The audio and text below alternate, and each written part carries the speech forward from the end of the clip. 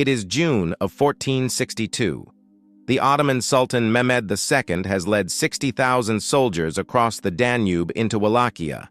He is the conqueror of Constantinople. He has never been. His army advances north along the road toward the Wallachian capital, and then somewhere along that road, the army stops. Every soldier stops. The horses refuse to go further. Before them stretches something no general's briefing had prepared them for. Thousands of stakes, rising from the earth like a dead forest. And on every stake, a man. The summer heat has done its work.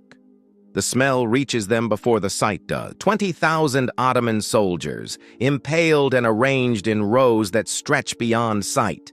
The chroniclers will call it a forest of the impaled. They will not be wrong. The conqueror of Constantinople has never seen any. The Sultan surveys the scene. He is the ruler who shattered Constantinople's walls after 1,000 years of Christian resistance. He does not flinch easily, but he is a man who can read a battlefield. And what this battlefield is telling him is that something has gone very wrong. He turns his army around.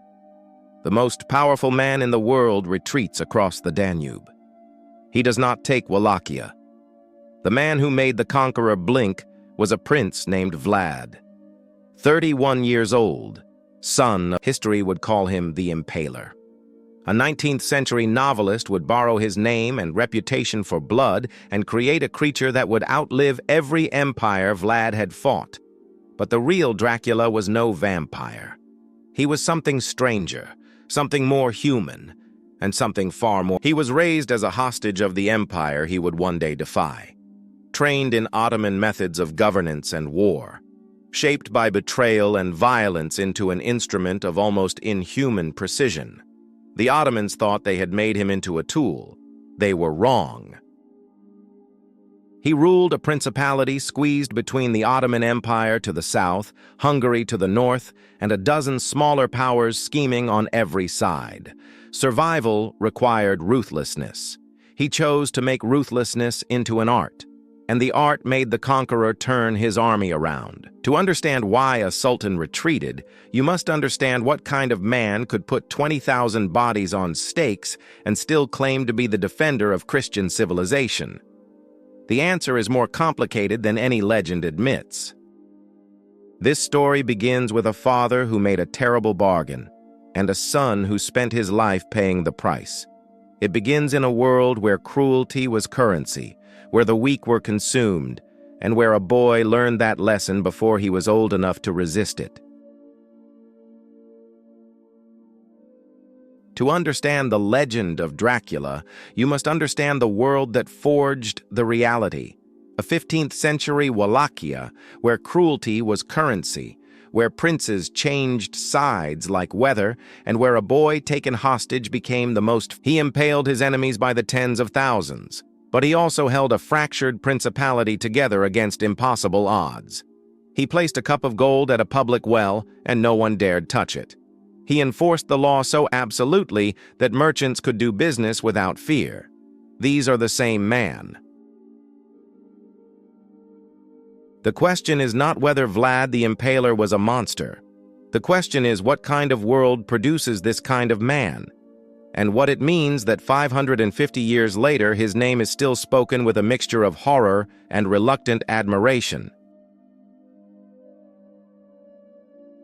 By the end of this story, you will understand why Mehmed turned back. You will understand what a forest of the dead means to a man who built it. You may also understand why we are still talking about Dracula. This is the real story. It begins not in a castle, but in a dungeon. The year is 1431.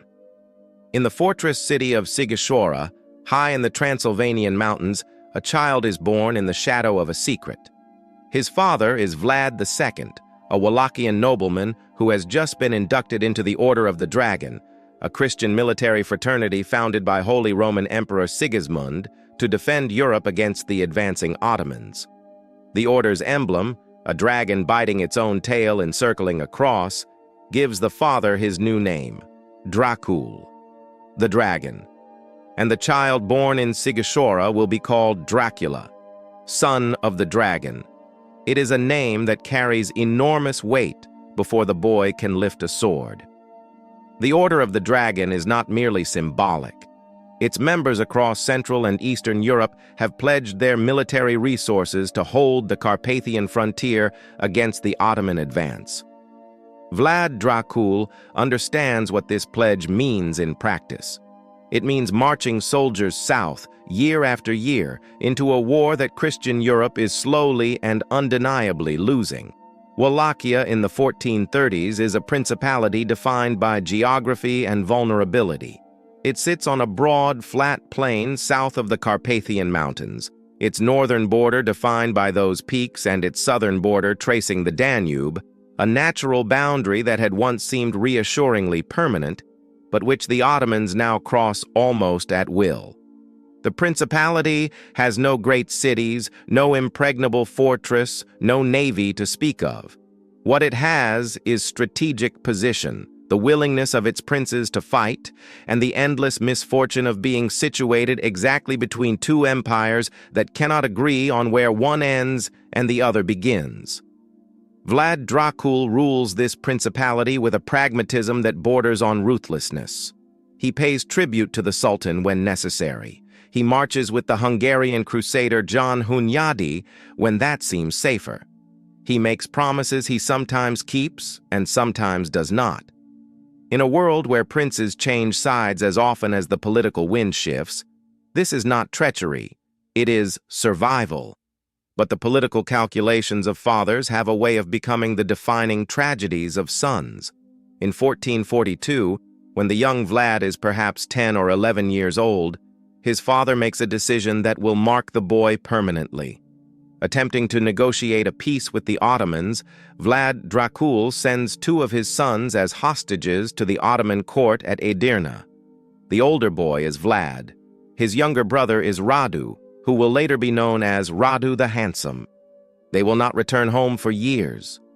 And when the older one does, Wallachia is not a kingdom in the European sense. It has no fixed succession, no hereditary principle that stands above political reality. The voivode, the prince and warlord governor, is chosen from among the legitimate male descendants of the founding dynasty, the Basarabs. In practice, this means that any nobleman with the right bloodline and enough swords can claim the throne.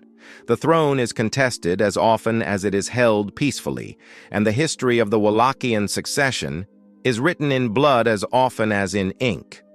Vlad Dracul himself took the throne by force in 1436, ousting a rival claimant with Hungarian military support. He is ousted in turn by another rival in 1442, restored by the Ottomans in 1443, and finally assassinated in late 1447, murdered in the marshes near Baltini, stabbed by agents of the very Hungarian governor who had once helped him. His eldest son, Mircea, is blinded and buried alive. The family's hold on power, always precarious, collapses in a night of knives and marsh mud. The young Vlad, still a hostage at the Ottoman court, learns of his father's murder and his brother's death through channels we cannot precisely trace. What we can say is that by 1448, at approximately 17 years of age, he is no longer merely a hostage, but a potential instrument of Ottoman policy. The Ottomans release him and back his first attempt to claim the Wallachian throne. That first reign lasts barely 2 months. The Hungarian forces of John Hunyadi drive him out before he can consolidate power. He flees north into Moldavia, where he spends several years under the protection of his cousin Bogdan II, learning the craft of governance while remaining acutely aware of his own precarity. When Bogdan is assassinated in 1451, Vlad moves again, this time finding an unexpected patron, John Hunyadi himself. This requires a moment of reflection because it seems almost incomprehensible. Hunyadi is the man who overthrew Vlad's father and almost certainly ordered his murder.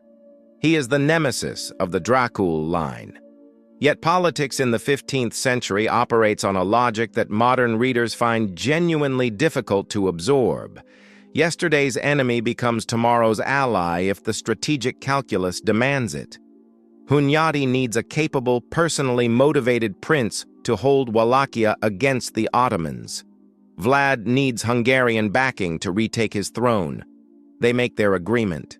This is the education that no history book fully captures, not just the Ottoman years of hardship and discipline, but these years in the Hungarian court, watching the great Hunyadi operate, watching how reward and punishment, loyalty and terror, To understand Vlad the Impaler, you need to understand what Wallachia was and what it was not. History has a tendency to flatten the principalities of medieval Eastern Europe into a kind of vague, undifferentiated darkness, a region of forests and superstition, perpetually on the losing side of history. This is a lie that Wallachia does not deserve. Wallachia in the 15th century is a functioning state with its own legal traditions, its own Orthodox Christian church, its own merchant class, and its own diplomatic corps. It maintains trade relationships with the city-states of Transylvania, Brasov, Sibiu, and the other Saxon trading towns, and it exports grain, cattle, hides, and honey to markets as far away as the Adriatic coast. Its voivodes correspond with the Pope, with the Holy Roman Emperor, with the kings of Hungary and Poland. It is not a backwater. It is a small state doing its best to survive in a catastrophically difficult location. The catastrophe is geography. Wallachia sits on the front line of the most significant geopolitical conflict of the 15th century, the Ottoman advance into Europe. To the south, across the Danube, lies Ottoman Bulgaria, absorbed into the empire in 1393. To the east stretches Ottoman-dominated territory reaching to the Black Sea. The principality is, in military terms, a peninsula of Christian territory jutting south into an Ottoman sea. Every Wallachian prince faces the same impossible calculation. The Ottomans demand tribute, an annual payment in gold, and, increasingly, in young men for the devshirme, the system by which Christian boys are taken and trained as Ottoman soldiers or administrators. The Hungarians to the north demand military alliance against those same Ottomans. Paying tribute means conflict with Hungary. Allying with Hungary means war with the Ottomans. There is no safe path. There is only the choice of which war to fight and when. Constantinople falls in 1453. The city that stood as the eastern anchor of Christian civilization for more than 1,000 years is now Ottoman. The Emperor Constantine XI dies in the final breach, fighting in the streets with his soldiers. The last Christian empire is gone, and Mehmed II, emboldened by this achievement that every predecessor had failed at for 1,000 years, turns his full attention westward. For the Principality of Wallachia, this is an existential moment. The buffer between them and the full weight of Ottoman ambition is gone. They are the frontier. They are the wall. And whether that wall will hold depends almost entirely on the character of the man who rules in the capital. In 1456, that man is Vlad III. Dracula. He inherits the Wallachian capital of Targoviste is not a city by the standards of Constantinople or Venice. It is a fortified town of perhaps a few thousand permanent inhabitants, dominated by its voivode's court, its Orthodox cathedral, and the administrative machinery of a small medieval state. The walls are adequate rather than impressive. The court is modest by the standards of the great European capitals, but in the 15th century, power is not always about architectural grandeur. It is about reputation, about fear, and about the ability to project both across vast distances with very limited means. When Vlad takes the throne in 1456, his reputation is mixed at best. He has failed once before. He has no track record of sustained rule. He has spent his most formative years as a foreign hostage and then as a wanderer through other princes' courts, absorbing lessons and nursing grievances in roughly equal measure. To the Wallachian boyars, the nobility who control the land and command their own armed retinues, he is an unknown quantity with a famous murdered father. They are accustomed to disposing of inconvenient princes. Several of them were directly involved in the murder of his father and the blinding of his brother. They have had years to develop a comfortable arrangement with Ottoman power, collecting tribute obligations with minimal personal risk and passing the cost downward to the peasantry. His response to the boyar problem is so direct, it is almost shocking in its simplicity. He kills them. In the spring of 1457, probably Easter Sunday, Vlad invites a large number of Wallachian boyars and their families to a feast in Targoviste. The sources disagree on the exact numbers. What they agree on is what happens next. Vlad's guards surround the hall. The boyars are arrested. The older ones are impaled. The younger ones, those still capable of physical labor, are marched in their finest Easter clothes to the ruins of a hill fortress above the Argus River and forced to build what will become Vlad's mountain stronghold at Poenari. Many die in the labor. This is not an accident. He replaces a class of independently powerful men with a new nobility, men who owe their positions entirely to him, whose loyalty is structural rather than elective. The throne is, for the first time in a generation, the years Vlad spends as an Ottoman hostage deserve far more attention than they receive in popular accounts of his life. The legend tends to leap from the dramatic childhood to the dramatic adulthood, skipping over the decade in between, as though it were merely a waiting room for the real story. But those years, approximately 1442 to 1448, when Vlad is between 10 and 17 years old, are the crucible in which the man is formed. Every decision he will later make can be traced in some essential way to what he learns in the Ottoman court at Edirne. The Ottoman court is, by the standards of the time, a remarkable place. It is the administrative and intellectual heart of an empire stretching from the Danube to the Euphrates, from the Black Sea to Egypt. The Sultan's court maintains poets, philosophers, scientists, and theologians. It trains administrators in law, taxation, and military science. It maintains the most professional standing army in the world. Hostages in the Ottoman system occupy a peculiar position. They are not prisoners in the conventional sense. They are not chained in dungeons or subjected to deliberate deprivation. They live in the palace complex, educated alongside the Sultan's own sons and the most promising products of the Dev-Shirma system, and they are treated with a form of courtesy that is also unmistakably a demonstration of absolute power. The message is entirely clear. Your comfort depends on your father's compliance. Your death is one political miscalculation away. This is an extraordinary psychological pressure to place on a child. The result in Vlad's case appears to be a kind of absolute clarity, a stripping away of sentiment and illusion, a direct, unmediated understanding of how power works in the world, stripped of all pretense and ceremony. He learns Turkish fluently. He learns Ottoman administrative methods. He observes the mechanisms by which the Sultan's court maintains order across a vast, diverse empire, the combination of codified law, patronage networks, and the credible threat of overwhelming violence. He sees how quickly men change their loyalty when fear is properly applied. He understands that mercy in the Ottoman system is not a default, but a strategic choice, deployed when weakness is not an issue and cruelty is temporarily unnecessary. He also learns what it means to be expendable. His younger brother, Radu, responds to the same pressures by assimilating, becoming Ottoman in culture and eventually in religion, winning the genuine affection of the court, and ultimately fighting against Vlad when Vlad becomes a military problem. Two brothers, the same captivity. The relationship between Vlad and his younger brother Radu is one of the more haunting subplots of the Impaler's story. In many ways, it is the story of the 15th century in miniature.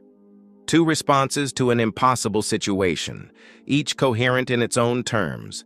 Neither ultimately capable of saving the civilization, both brothers claim to represent. Radu the Handsome is remarkable by any account. Byzantine and Ottoman chroniclers comment on his appearance with admiration that goes beyond the conventionally polite. He possesses a charm and social intelligence that Vlad either lacks or chooses not to exercise. He converts to Islam, or at least presents himself publicly as a Muslim, and becomes genuinely close to Mehmed II, perhaps the closest personal friend the Sultan maintains throughout his life. When Mehmed moves against Vlad in 1462, he brings Radu along as the designated alternative Wallachian ruler, the man he intends to install when the campaign succeeds. This is a detail that popular history tends to soften or ignore, because it complicates the narrative of Vlad as the lone Christian hero against the Ottoman tide. The reality is messier and more tragic. The brother taken into captivity alongside Vlad has concluded that the Ottomans are not the enemy. They are the future. From a purely strategic perspective, Radu is not wrong. The Ottomans will control the future of the Balkans for the next 5 centuries. Accommodation with Ottoman power becomes the survival strategy that most southeastern European populations eventually adopt, not because they are cowardly, but because it is the rational response to a military and administrative system of overwhelming force and competence. But Vlad has made a different calculation. He has decided at some point during those years in the Ottoman court that accommodation is not an option he can live with. Not purely for reasons of Christian piety, but because he has seen what the Ottoman system requires of its subjects, and he understands that compliance is only possible if you are willing to become something other than what you are. His father tried compliance and was murdered for insufficient compliance. There is no safe resting point on the road of accommodation. The conviction that resistance is the only viable path may have had a genuine religious dimension. But the calculation is primarily political, almost mathematical in its simplicity. Wallachia cannot survive as a tributary state indefinitely. Tribute breeds dependence. Dependence breeds weakness. Weakness invites conquest. Conquest ends the question permanently. The only option is resistance, and resistance requires the kind of prince who can make the Ottomans calculate that the cost of taking Wallachia exceeds the reward. Vlad decides to be that prince. His brother decides otherwise. Both decisions are made by boys who watch. Vlad's second and most significant reign begins in 1456 and lasts until 1462. Those 6 years are among the most violent and, by some measures, most effective in Wallachian history. He consolidates internal power through the brutal restructuring of the boyar class. He reforms the legal system with thoroughness that contemporaries find remarkable. He is said to have enforced commercial regulations with an iron consistency that makes Wallachia's markets genuinely reliable. Merchants can do business there without fear of being cheated because Vlad's punishment for commercial fraud is severe enough to deter almost everyone who hears about it. The stories about his domestic governance, preserved in German pamphlets, Ottoman chronicles, and Russian diplomatic correspondence, form a peculiar genre of their own. They are simultaneously accounts of atrocity and grudging tributes to effectiveness. A Turkish merchant whose goods are stolen reports the theft to Vlad. Vlad finds the thieves, impales them, and returns the goods with a formal apology. A group of foreign merchants who leave their carts unattended find their gold untouched the next morning, because anyone who might have taken it knows precisely what Vlad does to thieves. A cup of pure gold placed by Vlad at the public well in Targoviste, where anyone might drink from it, is never stolen. No one dares. These stories are probably exaggerated in their specific details. They circulate partly as propaganda. German printers in Nuremberg and Lübeck find them enormously popular, producing what are essentially crime pamphlets about the Wallachian prince, complete with woodcut illustrations of his more creative punishments. The printing press has been invented less than a decade earlier, and sensational material about cruel foreign princes is excellent for commercial sales. But the propaganda may serve Vlad's governing purposes as much as it entertains German readers. A reputation for absolute, creative, inventive punishment is itself a governing tool. You do not need to impale every corrupt official if every corrupt official believes in their bones that you will impale them without hesitation. Fear, deployed strategically, reduces the need for its own application. The Romanian historian Radu Florescu argued that Vlad's reputation for cruelty must be understood in the context of what preceded it. A Wallachia riven by factional violence, where no prince had lasted a full reign in living memory, where the boyars routinely murdered each other and their rulers. Into this environment, Vlad introduces a principle of absolute impunity. The break with the Ottomans comes in late 1460 or early 1461. What is clear is that by early 1462, the tributary relationship between Wallachia and the Ottoman Empire has collapsed entirely, and Vlad has launched a massive punitive raid across the Danube into Ottoman Bulgaria. The raid is a remarkable military operation executed in the depths of winter. Vlad leads a Wallachian force south across the frozen Danube, burning towns, destroying crops, and killing everyone associated with Ottoman administration in the territory, from Giurgiu east along the coast. He then reports the results to his Hungarian patron Matthias Corvinus in a letter that is one of the most extraordinary documents of the 15th century. A dry, almost administrative account of how many people his forces have killed, settlement by settlement, with the precision of a tax collector. The total, according to Vlad's own meticulous accounting, is approximately 23,884 dead. He specifies that this number does not include those burned in their houses, because it is impossible to count ashes. This letter has been cited both as evidence of Vlad's monstrousness and as evidence of his strategic sophistication. The monstrousness is self-evident. The sophistication requires a moment of explanation. Vlad is writing to a Catholic king to justify continued Hungarian support for his anti-Ottoman campaign. The numbers are meant to demonstrate effectiveness. They are, in a cold-blooded way, a performance review submitted by a loyal instrument of Christian resistance. The letter also serves a domestic purpose. Notice to any Wallachian boyars who might be contemplating defection. The prince is capable of this level of systematic violence, and he is capable of accounting for it with complete composure the following morning. The political context of the break also includes a personal dimension that the sources hint at without quite stating.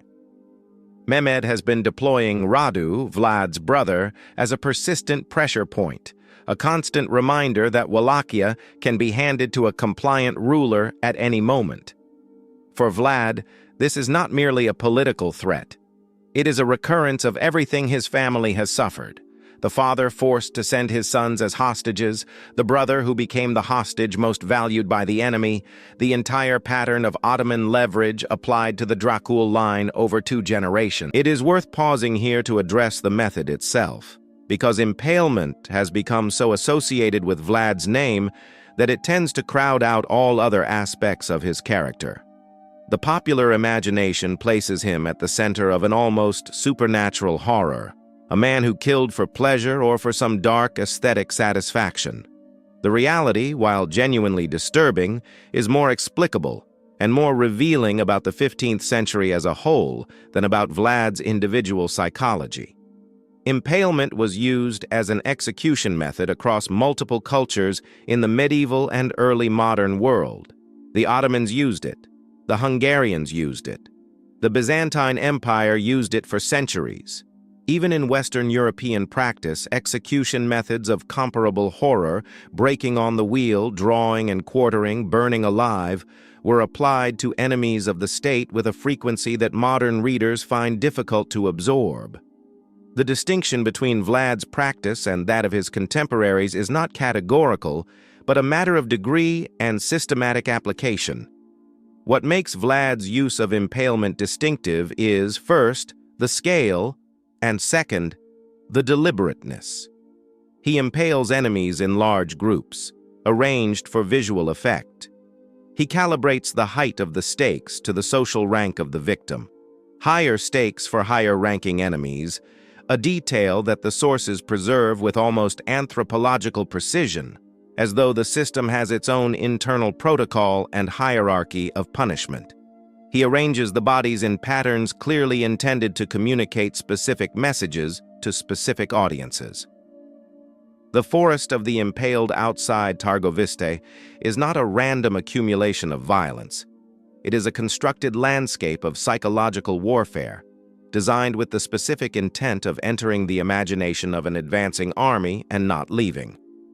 The German pamphlets of the 1460s and 1470s, which circulate Vlad's story to a mass European audience for the first time, emphasize the most grotesque details. Children impaled alongside their mothers, monks forced to eat their fellow prisoners. Some of these stories are almost certainly invention, the products of a propaganda campaign organized partly by Hungarian political interests opposed to Vlad, partly by the commercial instincts of early printers who understand that the most horrifying stories sell the most copies. But the core of the method, impalement applied systematically at large scale for political effect, is confirmed by enough independent sources to be beyond serious historical doubt. What is less often discussed is the consistency across Vlad's victim pool.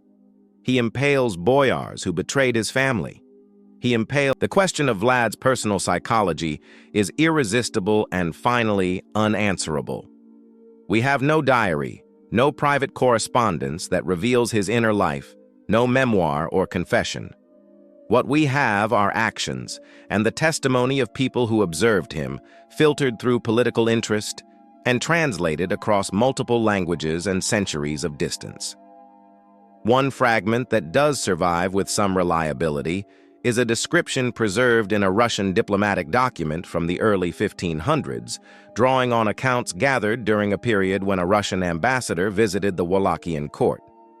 The document describes Vlad as a man who could observe an impalement with complete composure while continuing to eat his dinner. This detail has been interpreted as evidence of psychopathy, of a complete dissociation from normal human empathy. It may also be interpreted differently. Medieval rulers are expected to be present at executions. The ability to remain calm in the presence of extreme violence is, in the 15th century, a quality that court culture actively cultivates in rulers. It is evidence of self-control, of the composure appropriate to a man who must make life and death decisions regularly and without the luxury of visible emotion. A ruler who flinches at the sight of blood might flinch at the moment of necessary military or political decision. This does not excuse what Vlad does. It contextualizes it within the specific cultural framework in which he operates. He lives in a world that has developed values around power and its exercise that are not our values. He operates by those values with unusual consistency and intensity. The Ottoman sources describe him with a mixture of hatred and reluctant respect. The historian Tursun Bey, who accompanies Mehmed on the 1462 campaign, describes Vlad as a man of terrible appearance, rather tall and lean, with cold and terrifying eyes.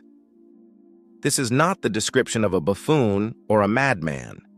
It is the description of a serious adversary, offered by a man who has seen many serious adversaries and recognizes the category when he encounters it. What we can say with reasonable confidence is this: Vlad III is a highly competent military commander and administrator who uses extreme violence as a deliberate governing tool. He understands the psychological dimensions of fear and terror as instruments of policy in a way that few of his contemporaries match. He has been formed by extraordinary personal trauma and has emerged from that trauma with a clarity of purpose that is both his greatest political asset and, in certain applications, something that goes beyond the rational exercise of power into territory that defies comfortable categorization. He is not Dracula the vampire. He is not a storybook hero. He is in June of 1462, Mehmed II crosses the Danube with the most powerful army in the world. His force numbers somewhere between 60,000 and 90,000 soldiers, depending on which source you trust. The Wallachian population of the entire principality is probably no more than 500,000, and its army no more than 30,000 at its absolute maximum strength. The asymmetry is overwhelming, and everyone on both sides understands it clearly. Vlad's response to this asymmetry is a demonstration of strategic imagination that military historians still study with admiration. Unable to meet the Ottoman force in open battle and survive, he chooses a different set of objectives entirely. He will not try to stop the invasion at the border. He will try to make the invasion impossible to sustain from within. He implements a scorched earth policy of extraordinary completeness. Every well is poisoned. Every grain store is burned before the army can reach it. Every bridge is destroyed. Every village on the Ottoman line of march is stripped of food, livestock, and anything that could feed or shelter an army. The Wallachian civilian population retreats north into the Carpathians, driving their cattle with them, leaving behind nothing but empty buildings and poisoned water. What the Ottomans find as they march north is not a country they can live off. It is an engineered desert. This is combined with a relentless campaign of guerrilla harassment.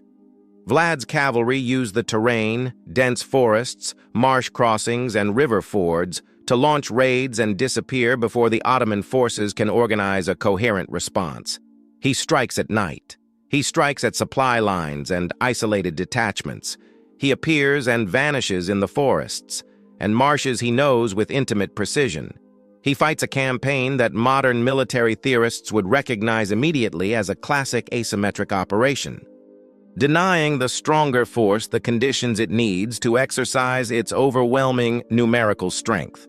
The climax of this campaign comes on the night of June 16th to 17th, 1462, the night attack on the Ottoman camp known in Romanian tradition as the night attack at Târgoviste. Vlad leads a force of approximately 10,000 cavalry in a night raid on Mehmed's sleeping encampment. His primary objective is not to defeat the army, but to kill the Sultan himself. If Mehmed dies, the campaign ends. The night attack fails in its primary objective. Vlad's forces attack the wrong section of the enormous camp, striking the tents of two senior viziers rather than the Sultan's own pavilion.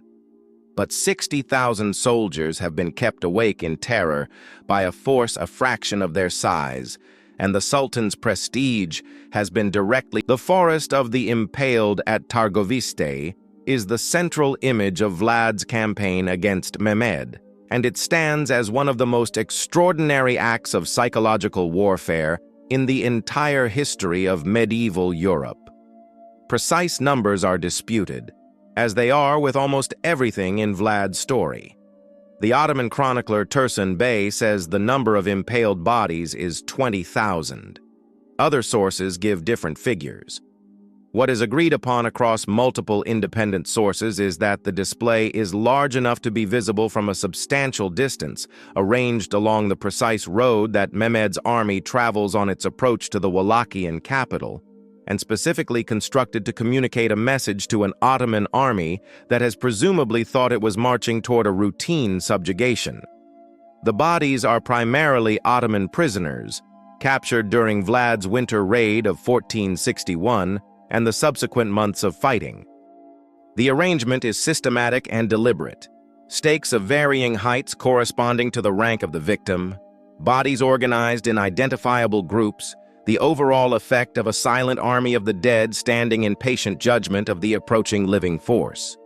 Mehmed's reaction to the sight is preserved in Tursun Bey's chronicle with unusual specificity. The historian writes that the Sultan observes the scene with astonishment, that he notes a man who has done such things deserves more than he has, and that the sight is enough to cause him to abandon the direct assault on the capital. This is not the typical language of Ottoman chronicles when describing a conquered enemy. It is the language of a man confronting something that exceeds his expectations and the boundaries of his experience. The Sultan turns his army around. He does not retreat entirely. He installs Radu with a detachment of troops to continue the campaign against Vlad by proxy, and Radu will eventually succeed in driving Vlad from power. But Mehmed himself withdraws across the Danube. The most powerful military commander in the world declines to pursue the Wallachian prince into the forests of his own principality. The implications ripple through European political culture for years. Vlad has done what no other Christian prince managed to do since the fall of Constantinople. He has made the Ottoman Sultan retreat. He has not won the war. He has not saved Wallachia permanently. But he has demonstrated that the Ottoman military machine can be defeated by a sufficiently determined, creative, and ruthless opponent. The forest of the impaled becomes, in the diplomatic culture of Christian Europe, something approaching a symbol of what is possible. The Pope sends congratulatory correspondence. The Venetian Senate discusses using the Wallachian example as a model for anti-Ottoman strategy.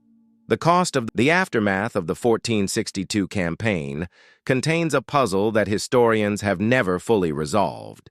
Vlad had successfully turned back the full military force of Mehmed II, an achievement so remarkable that its significance has perhaps made people less likely to scrutinize what happened immediately afterward. What happened immediately afterward is that Vlad loses.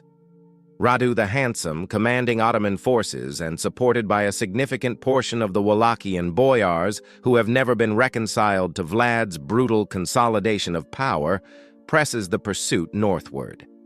Vlad retreats toward the Carpathians. His supporters fall away one by one. The boyars, who have been living under the constant threat of impalement for 6 years, see their opportunity and take it. The mountain castle of Poenari, the fortress Vlad built on the backs of his boyar enemies, is besieged.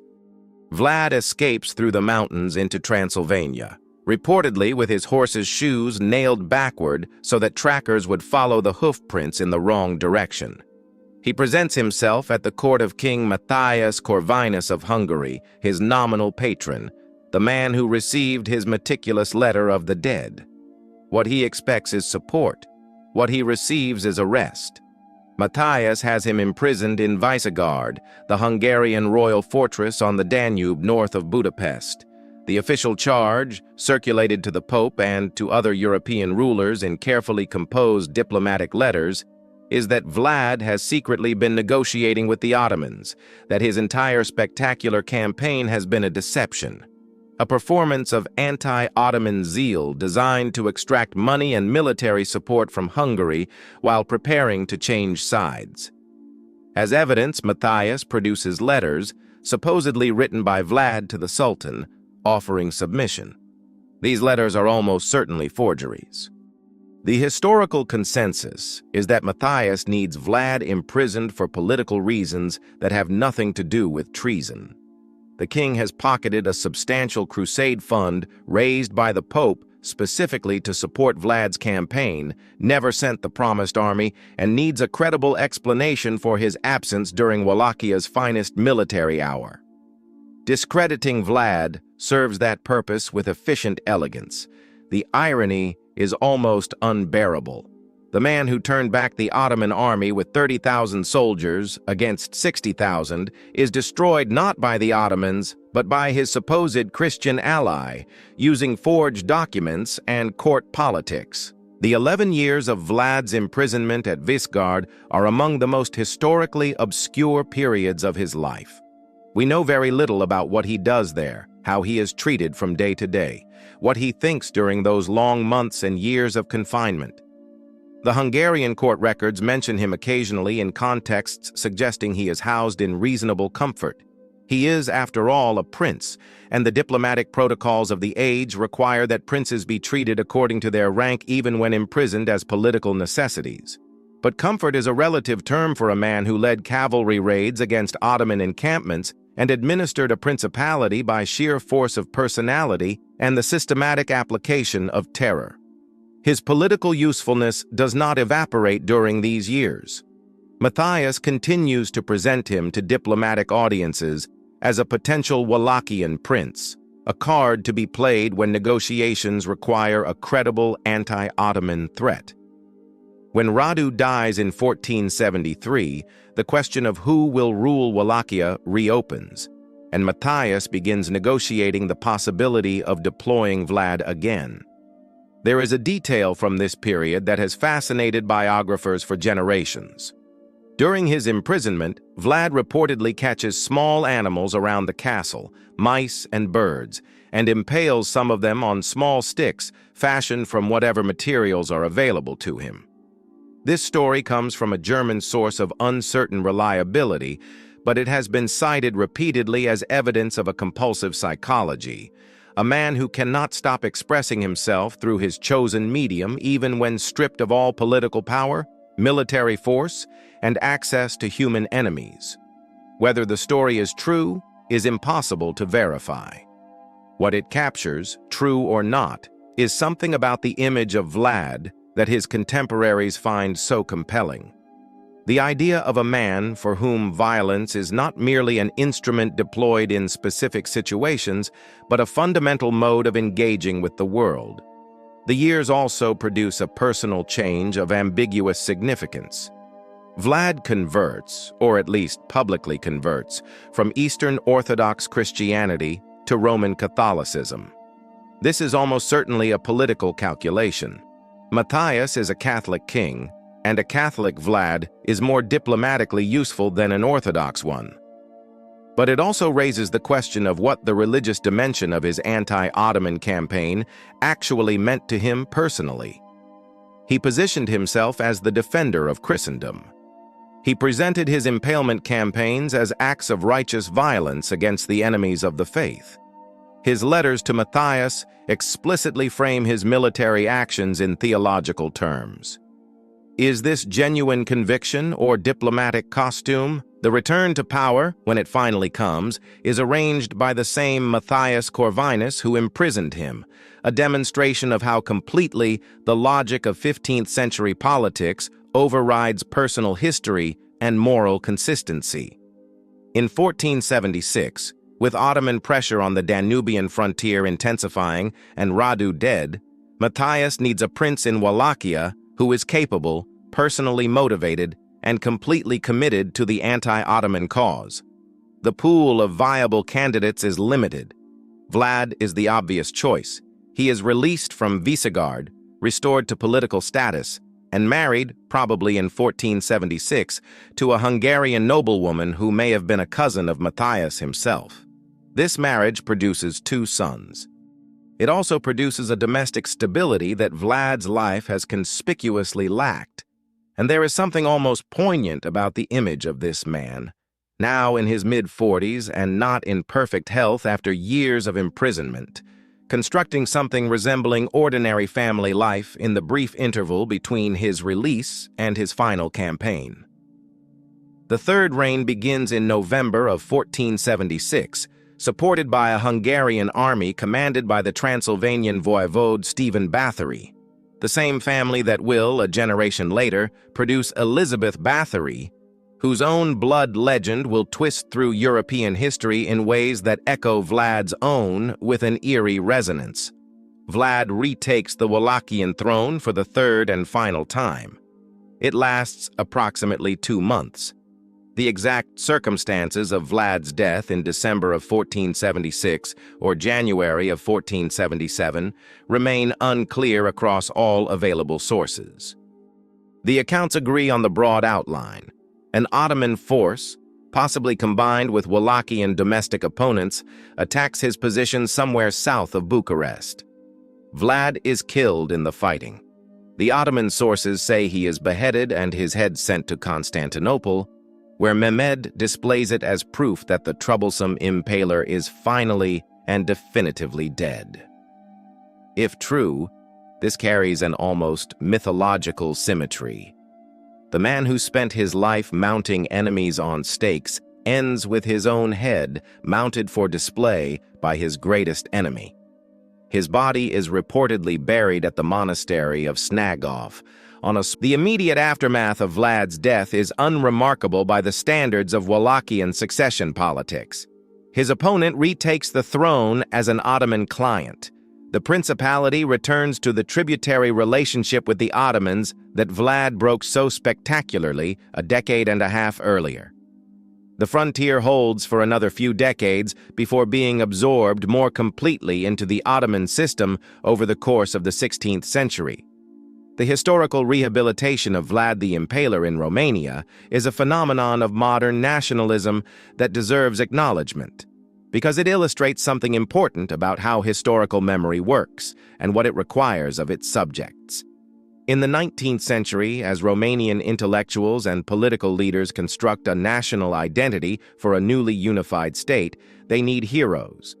The medieval princes of Wallachia and Moldavia offer candidates, but most are too obscure, too politically compromised, or too closely associated with Ottoman accommodation to serve the nationalist purpose cleanly. Vlad is different. He fought the Ottomans with extraordinary ferocity. He made Mehmed retreat. He died in battle rather than submitting. The impalement, the forest of the dead, and the gruesome methods requires some careful handling by nationalist historiography. Romanian writers develop a framework in which Vlad's violence is contextualized as necessary, as the only language that the brutal 15th century understood, as the righteous severity of a man defending his people against annihilation. This framework is not entirely without merit. It is also not entirely honest. The difficulty with the nationalist rehabilitation is that it requires selecting the Vlad you want and ignoring the rest. The prince who enforced commercial law and protected merchants is real. The prince who burned beggars in a locked hall is also real. These are the same man. They cannot be separated by narrative convenience or historical selection. What Romanian popular culture finds, understandably, is a hero for a small nation that has spent most of its history squeezed between larger and more powerful forces. The need for such heroes is psychologically real and historically comprehensible. But the most honest assessment of Vlad III remains. He is a man of his time, formed by its specific cruelties, operating by its specific logic, taken beyond the ordinary application of those cruelties by a combination of personal trauma, political calculation, and something in his own nature that remains finally opaque to us. Bram Stoker encounters Vlad the Impaler in the London Library sometime in the late 1880s. Stoker is a theater manager and occasional journalist who has been working for years on a novel about a vampire. His early drafts feature a vampire named Count Wampire from Styria, a Central European region with its own rich vampire folklore. Then he finds William Wilkinson's An Account of the Principalities of Wallachia and Moldavia, published in London in 1820, and in a footnote discovers the name Dracula, which Wilkinson translates as devil. The transformation that follows is one of the more consequential moments in literary history. Stoker does not do extensive research into the historical Vlad. His notes, preserved in the Rosenbach Museum in Philadelphia, show that he gathers a handful of details: the name, the broad geography, the association with Transylvania, and weaves them around an essentially original creation. Count Dracula in the novel is not Vlad the Impaler. He is something else entirely, a literary distillation of Victorian anxieties about sexuality, contagion, Eastern Europe, the boundaries of the body, and the terror of what might emerge from the dark spaces beyond the edges of civilization. The historical Vlad contributes his name and his terrifying reputation. Everything else, the castle above the Borgo Pass, the coffin, the shape-shifting into bats and wolves, the inability to enter homes without invitation, the vulnerability to garlic and crosses and running water, comes from Eastern European folklore, from from Stoker's imagination, and from the Gothic literary tradition stretching back through Sheridan Le Fanu and Matthew Lewis to Horace Walpole. Dracula is published in 1897. It is moderately successful in Stoker's lifetime, but does not immediately become the cultural phenomenon it will eventually become. The explosion occurs later, through theater and then through film. F.W. Murnau's unauthorized adaptation Nosferatu in 1922, Todd Browning's Dracula with Bela Lugosi in 1931, which creates the visual silhouette of the character that the entire 20th century will carry in its imagination. The Hammer horror productions of the 50s and 60s with Christopher Lee. And then the endless proliferation of vampire narratives across film, television, and literature that continues to the present day, in forms Stoker could not have imagined. What is striking about this proliferation is how completely it detaches Dracula, the character, from Vlad, the historical person.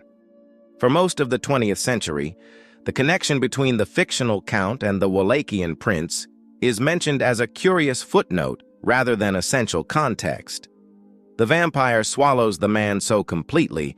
The relationship between Vlad, the historical prince, and Dracula, the literary vampire, reveals something important about how legends work and what they require of their origins. A legend needs a kernel of truth, not necessarily factual truth in every detail, but emotional truth. The kernel in Vlad's story is his association with blood, with death, with the night, with violence that exceeded ordinary comprehension. These qualities create a silhouette onto which subsequent centuries can project their own particular fears. The specific content of those fears changes across generations. Victorian anxieties about sexuality and contagion, Cold War anxieties about the threatening East, contemporary anxieties about predation and the erosion of the boundaries that separate civilization from what lies beyond it. The silhouette remains constant, recognizable across all variations and retellings. The vampire as a literary and folkloric figure predates Vlad entirely. Vampire legends exist in virtually every culture that maintains a concept of death and the possibility of return, from the Chinese Zhangshi to the Indian Vitala to the Eastern European Strigoi that Stoker draws on most directly. The genius of Stoker's creation is to anchor this universal archetype to a specific place, a specific history, and a name with genuine historical resonance. Dracula is both everywhere and somewhere particular. He is both eternal and situated in a specific historical moment. He lives in a castle described with geographical precision. He has a past. He has a name that means something, even if the meaning has drifted so far from its origin that most people who hear it have no idea what it originally referred to. The irony is that this specificity obscures as much as it reveals. Because Dracula has a name and a castle and a history, audiences feel they understand where he comes from. They do not feel the need to know anything more about Vlad beyond the name, the general location, and the association with blood. The historical complexity disappears entirely behind the fangs and the cape. The Ottoman hostage, the guerrilla campaign, the psychological warfare, the genuine political achievement of holding Mehmed at bay, all of it absorbed into the shadow of a fictional monster. This is what legends do to the people they consume. They take a human being with a specific life and specific decisions made for specific reasons in a specific historical moment, and they replace that person with an image that serves the needs of subsequent generations. The image is not the person, but it is more durable.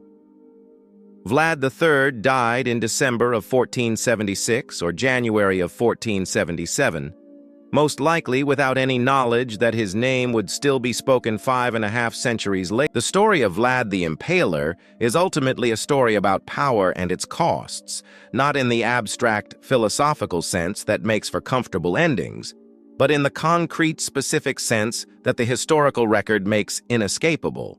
The costs were borne primarily by people who had no choice in the matter, The 20,000 men impaled on the road to Targoviste were mostly Ottoman soldiers who had come to Wallachia as part of an invading army. But they were also human beings who died slowly and in agony for the purpose of psychological effect on an approaching sultan who would survive and return home. The boyars who were impaled on Easter Sunday were members of a class that had genuinely destabilized Wallachian governance for decades, but they were also people with families, with histories, with lives that ended on stakes for the crime of being politically inconvenient to a new prince. The beggars who were allegedly burned in the locked hall had committed no crime that any legal system in history would recognize as warranting death. The question that Vlad's story forces is one that the 21st century is not well equipped to answer, because we have developed a political culture that is deeply uncomfortable with the idea that effective governance might require the suspension of moral principles. We prefer to believe that good ends and good means can always be aligned, that a ruler who does terrible things is always and entirely a bad ruler, that the forest of the impaled and the cup of gold at the well cannot coexist as products of the same political intelligence operating in the same historical moment. The historical record refuses this comfort with almost deliberate insistence. Vlad maintained a functioning state in genuinely impossible circumstances. He protected commerce and enforced the law with an impartiality unusual for the age. He held back the most powerful army in the world with a fraction of its resources. He did these things by methods that were genuinely monstrous by any standard we care to apply. Both sets of facts are true. Neither cancels the other. This is the real lesson of Vlad the Impaler, the lesson that the vampire story efficiently erases. The vampire is a simple figure, evil, powerful, beautiful in a disturbing way, defeated by faith and a stake through the heart. The historical Vlad is not simple. He is a man who lived in impossible circumstances and found a way through them that worked, at a cost we can enumerate but not fully comprehend across 5 centuries of distance. The forest of the impaled outside Targoviste is gone. Wallachia as a political entity is gone. The Ottoman Empire that Vlad defied for those extraordinary 6 years is gone. The medieval world in which impalement was a recognized instrument of statecraft is gone. Or at least we tell ourselves it is gone. The 21st century has its own forests of the dead, its own princes who calculate the cost of terror against the cost of weakness and decide that terror is cheaper. They do not have Vlad's name. But the calculation has not become any less available to those who reach for it.